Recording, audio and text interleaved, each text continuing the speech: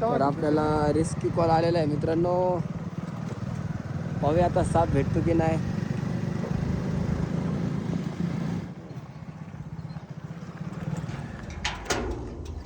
बोललं का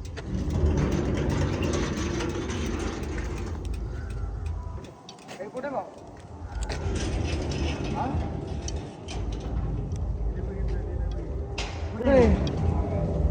माग गेलाय का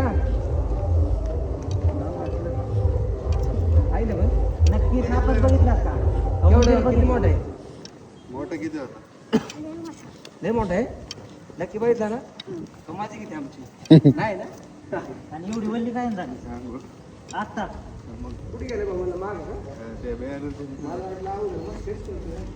हे आहे काम समोरच आहे. बरोबर मला वाटलं बरंच हे करते ते पुढे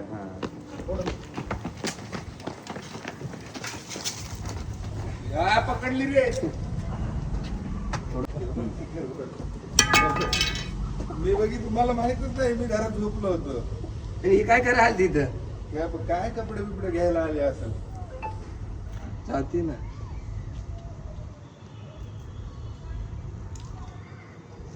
अशी चपळ आहे. हाच आहे का. पळून गेला ना ते धर इकडे पळाला. धर ना. किती वाटते डोळे सापवणीची की ग.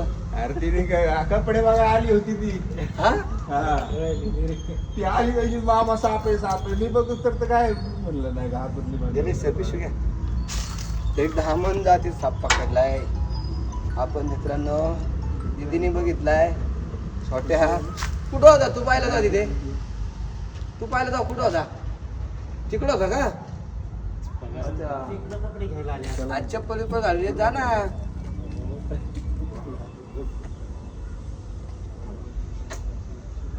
तर 10 मन जातीचं साप आहे मित्रांनो, बघू शकता.